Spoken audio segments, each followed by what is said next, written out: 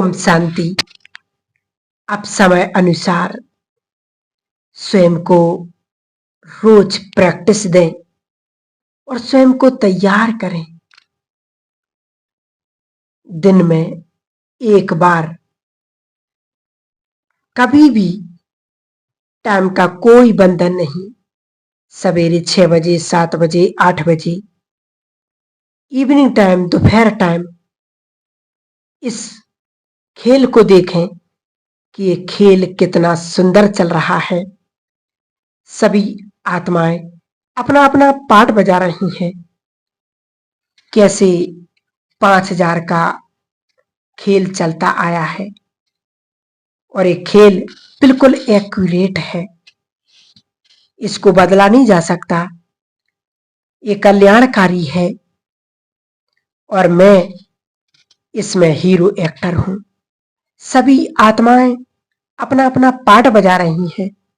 एक बार सभी जरूर चिंतन के साथ इस 5000 के चक्र को देखा करें। बहुत ही आनंद आएगा और चित्त शांत होगा। साक्षी भाव हमारे अंदर आता जाएगा, क्योंकि जो कुछ इस संसार में अब देखने जा रहे हैं, ये ध्यान से सुने कि जो कुछ इस संसार को अब देखना पड़ेगा, जो हम सब देखते जा रहे हैं और जो होने वाला है, वो कोई सरल काम नहीं है। इसलिए बाबा के शब्द हैं कि जैसे मैं ऊपर बैठ करके इस खेल को साक्षी होकर के देखता हूं, वैसे तुम भी देखो, क्योंकि इस समय अब बदलने वाला है। इसलिए ये चक्र 5000 वर्ष का, इसमें बहुत सारे खेल होने वाले हैं। बहुत सारे बाबा के सुंदर सुंदर कार्य भी होंगे। इसलिए समय को देखते हुए निश्चिंत भी रहना है, निर्भय भी रहना है और बहुत खुश भी रहना है। क्योंकि इस बात का आप ध्यान रखें कि मानसिक रोग बढ़ते जा रहे हैं। जैसे जैसे विनाश का समय आ रहा है, मानसिक रोगों की सुनामी आ जाएगी। हर व्यक्ति पीड़ित हो जाएगा। किसी को डिप्रेशन होगा, कोई बहुत सोचते सोचते पागलपन का शिकार हो जाएगा। परंतु बाबा कहते हमें कुछ चीजों की अवधारणा करनी है। इस रीति से बहुत ही हल्का रहना और इजी नेचर, सब कुछ अच्छा हो जाएगा। एक बात, दूसरी बात, बहुत खुश रहना है। अलौकिक खुशी, ज्ञान में खुशी की बहुत सहज बात है। तीसरी बात, इस नशे में स्वयं में रहें, जिससे हमारे ब्रेन को बहुत पावरफुल मिलेगी, शक्तियां मिलेगी। और बाबा ने कहा जो बाहर सब कुछ होगा, उसका इफेक्ट हमारे ऊपर नहीं पड़ेगा। इसलिए इन धारणाओं की हमें बहुत बहुत आवश्यकता है। बहुत अच्छी तरह से धारण करनी है। अभी से तैयारी करें और अपने को दुनियावी बंधनों से मुक्त करते जाएं। और बाबा ने कहा क्योंकि व्यक्ति कहीं ना कहीं फंस ही गया है, इसलिए उसके वाइब्रेशन नेगेटिव हो रहे हैं। हम थोड़ा सा इन चीजों से बचेंगे, थोड़ा अपने आप को डिटैच करें। हम जानते हैं कि बाहर मुक्ता एक दिन में छूट नहीं जाएगी, परंतु लंबी यात्रा को तय करना पड़ता है। अपने आप को हर चीज से डिटैच, जैसे बाबा एक उदाहरण देते थे कि जब हलवा पूर्ण हो जाता है तो वो किनारे छोड़ देता है। हम भी जब पूर्ण होंगे, परफेक्ट होंगे, तो सब बंधन जो बंधे हुए हैं वो धीरे धीरे छूटते जाएंगे और हम परफेक्ट बनते जाएंगे। तो हमें बहुत अच्छी तरीके से अभ्यास करना है, चाहे देहधारियों से मोह हो, चाहे वस्तुओं से, चाहे सेंटर से, चाहे अलौकिक परिवार से हो, वस्तुओं से हो, घर से हो, परिवार से हो, अपने आप को न्यारा करते जाए। यही हमारा मुख्य लक्ष्य होना चाहिए। अभी से अमृत वेले बहुत अच्छा योग करें और अमृत वेले का रस प्राप्त करें। इन दो चीजों से हमारी स्थिति बहुत सुंदर रहेगी। हम जानते हैं ये दो चीजें हमारे प्राण हैं। इनमें ही हमें वास्तव में एक खुराक मिलती है, बल मिलता है और हम शक्तिशाली बनते हैं। क्योंकि आज संसार में हर व्यक्ति की यही एक समस्या हो गई है कि कहीं ना कहीं किसी न किसी बात से मन उदास रहता है, परेशान रहता है, डिस्टर्ब रहता है। परंतु बाबा ने कहा अब समय की मांग है। सचमुच वो समय आ गया है। हर व्यक्ति परेशान, बीमार, उदास है। आज संसार में आत्माएं इतनी भागती जा रही, इतनी दौड़ती जा रही हैं कि उन्हें भगवान के लिए एक वक्त का टाइम भी नहीं है। भगवान भी कोई चीज होती है, ये लोग भूलते जा रहे हैं।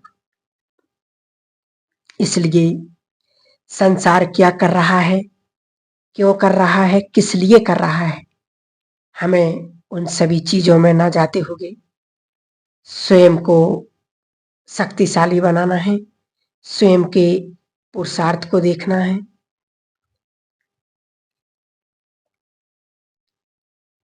और देखो, मुरली का भी बहुत सुंदर रस लेकर के सुनना। ऐसी नहीं कि मुरली पढ़ ली, आजकल मोबाइल पर भी आ जाती तो घर पर ही बैठ करके सुन लेते, पढ़ लेते। परंतु बाबा ने कहा मुरली का रस ही एक अलग अनुभव कराता है। जब हम बाबा के घर में जाते, सेंटर पर जाते हैं, वहां पर जाकर 5 मिनट, 10 मिनट, आधा घंटा योग करते, उसके बाद जब हम बाबा के महावाक्य सुनते हैं तो जीवन में एक अलग ही खुशी, अलग ही अनुभूति का अनुभव होता है। इसलिए मुरली को बड़े ध्यान से, बड़ी एकाग्रता से सुने। क्योंकि अगर ऐसे मुरली सुनेंगे तो मुरली का हमें सुख नहीं मिलेगा। इस समय हमें अलौकिक शक्तियां भरनी है। एक बात हमेशा याद रखें, क्योंकि जिसके बारे में बहुतों को अभी इस बात का अंदाजा नहीं है कि इस युग परिवर्तन के साथ जय जयकार भी होनी है। इष्ट देव, देविया, देवी देवता प्रख्यात होने वाले हैं। बाबा ने ये बहुत पहले बता दिया था। बाबा ने कहा जो शास्त्र आदि दिखाए हैं तो वो अंत के समय में अब वही प्रैक्टिकल में होने वाला है। भगवान के साथ एक संसार में आध्यात्मिक क्रांति आ जाएगी। इसलिए हम सब अपने को साक्षात्कार मूर्ति भी बनाएंगे और जो बनाएंगे उनके द्वारा महान कार्य भी होगा। और जो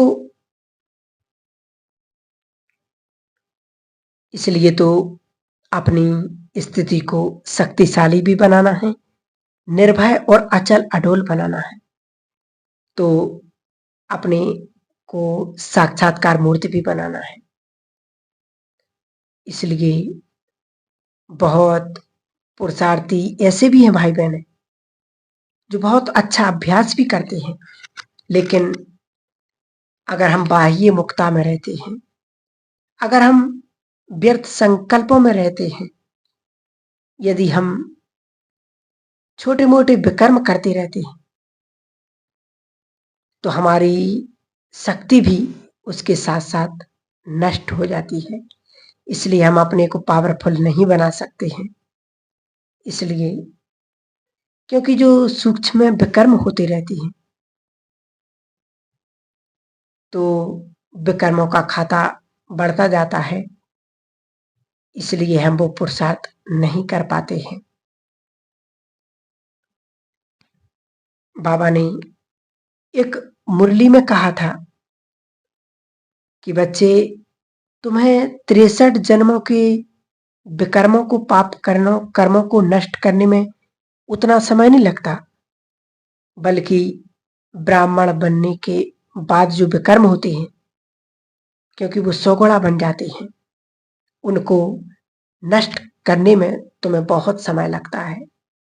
बहुत लोग तो ऐसे हैं जिनको तो पता भी नहीं कि हमसे विकर्म हो रहे हैं। मैंपन रखना, अहंकार रखना, किसी पर क्रोध करना, कड़वे वचन बोलना, किसी की स्थिति को अपसेट करना और किसी न किसी तरह के से देहिक दृष्टि, ये सब बाबा ने कहा सूक्ष्म पाप है। ईर्ष्या रखते, निंदा करते, नफरत करते, ये सब बाबा ने कहा सूक्ष्म पाप कर्म है। इनसे हमें हमेशा ही बच करके रहना है। तो इन चीजों को अपना लक्ष्य बना लें। बाबा की मुरलियों में बहुत अच्छी अच्छी बातें आती हैं, साकार में भी और अव्यक्त में भी। जितना हम ध्यान से सुनेंगे, पढ़ेंगे, उनका मनन चिंतन करेंगे, तो आपके अंदर एक पुरुषार्थ करने की जागृति आएगी। इसलिए मूल्यों को सुनते सुनते बाबा ने कहा हमें अपनी पवित्रता को बढ़ाना है। और बाबा ने कहा पवित्रता आत्मा के अंदर कभी भय नहीं हो सकता है। पवित्र आत्मा बहुत महान होती है। पवित्र आत्मा ही सृष्टि का श्रृंगार है। बाबा की दिसंबर की मुरली में सुना, उसमें बाबा ने कहा कि